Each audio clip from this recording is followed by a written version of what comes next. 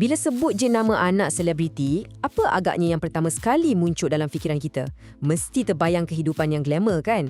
Tapi baru-baru ni, keputusan SPM mereka macam dah tunjuk satu sisi yang sangat-sangat berbeza. Adakah ini semua nasib baik semata-mata? Atau ada satu kisah sebenar di sebalik kejayaan mereka ni? Jom kita selami lebih dalam. Inilah dia gambaran yang selalu kita dengar, betul tak? Hidup yang serba mewah, sentiasa jadi tumpuan media dan seolah-olah semua benda datang dengan mudah untuk mereka. Boleh katakan persepsi ini memang dah sebati dalam fikiran masyarakat kita.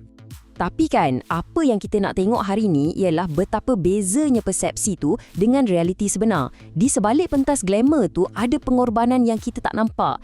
Ada disiplin, ada fokus yang tinggi, sama macam pelajar lain. Malah, mungkin tekanannya lagi berat.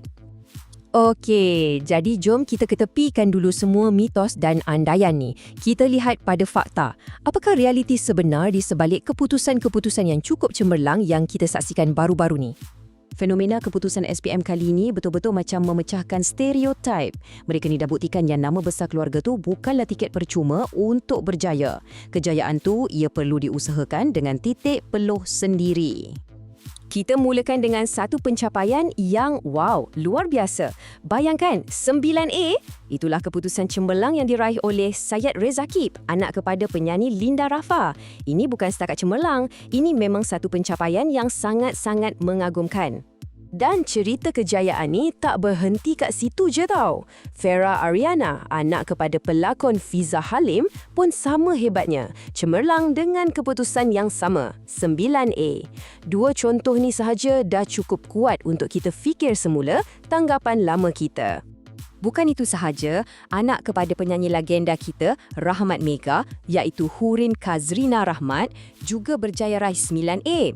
Dan yang lebih menarik, dia dah ada cita-cita yang jelas, nak jadi seorang pakar bedah. Ini menunjukkan fokus dia bukan pada populariti, tapi pada akademik. Tapi, di sebalik angka-angka dan grade A yang kita nampak ni, sebenarnya ada kisah-kisah peribadi tentang usaha dan pengorbanan. Setiap A tu ada cerita dia yang tersendiri. Salah satu kisah yang paling memberi inspirasi pada saya datangnya daripada Ariana Dina, anak kepada Sharifah Zarina. Perjalanan dia ni adalah bukti yang sangat jelas bahawa label yang orang lain bagi pada kita tak akan menentukan masa depan kita. Cuba kita bayangkan sekejap. Dia pernah dilabel sebagai pelajar lemah. Jadi, cabaran dia bukan setakat nak faham subjek di sekolah, tapi dia juga kena lawan pandangan sinis orang sekeliling. Itu tekanan yang sangat besar. Dan inilah hasilnya, 8A dan 1B+. Satu jawapan yang padu kepada semua keraguan orang. Ini adalah satu kisah tentang semangat juang yang tinggi dan membuktikan bahawa label tu hanyalah kata-kata. Tak semua orang melalui jalan yang lurus dan sama kan? Jom kita lihat pula kisah unik Muhammad Iman, anak kepada pengacara Aidit Marcello. Kisah dia menunjukkan ada banyak cara untuk kita capai kejayaan. Perjalanan dia ni memang lain dari yang lain. Dia bermula di sekolah biasa, kemudian dia berhenti sekejap untuk fokus pada pengajian tahfiz. Lepas tu, dia kembali semula ke aliran akademik dan terus cemerlang dalam SPM. Ini bukti jelas yang fleksibiliti dan keazaman yang kuat boleh bawa hasil yang luar biasa.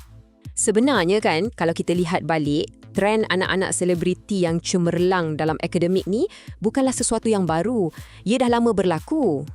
Cuba tengok jadual ni. Sejak tahun 2015 lagi, kita dah ada contoh macam anak kepada Ajai dan Nurul, Ayu Nadirah, yang raih 9A. Jadi persoalannya, kenapa kita sering terlepas pandang kisah-kisah inspirasi macam ni dan lebih tertumpu pada gosip? Ini adalah satu corak yang patut kita beri lebih perhatian. Jadi, apa sebenarnya mesej utama yang boleh kita ambil daripada semua kisah ni? Apakah inspirasi sebenar di sebalik semua keputusan cemerlang yang mereka dapat? Inilah dia tekanan unik yang mereka hadapi setiap hari, yang ramai tak nampak. Kalau berjaya, orang kata sebab privilege. Kalau gagal, cepat pula dihakimi. Tekanan berganda ni pada saya menjadikan pencapaian mereka ni sebenarnya jauh lebih bermakna. Dan inilah tema utamanya.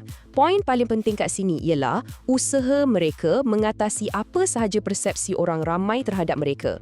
Kejayaan mereka ni adalah milik mereka sendiri, 100% hasil titik peluh dan kerja keras mereka. Jadi, apa yang boleh kita semua pelajari dari sini? Pertama, latar belakang keluarga tu bukanlah penentu mutlak kejayaan. Kedua, kunci kejayaan sebenar macam yang mereka tunjukkan adalah disiplin dan fokus. Inspirasi boleh datang dari mana-mana dan pencapaian hasil usaha keras macam ni memang patut kita raikan bersama-sama. Sejujurnya, inilah jenis cerita yang patut kita viralkan dan kongsikan.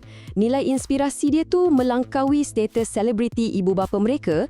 Ia adalah satu peringatan untuk semua pelajar di luar sana bahawa dengan usaha yang bersungguh-sungguh, apa sahaja boleh dicapai.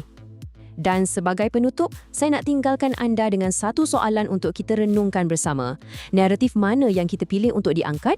Kisah tentang usaha, disiplin dan kejayaan, atau kita lebih selesa dengan cerita-cerita hiburan semata-mata?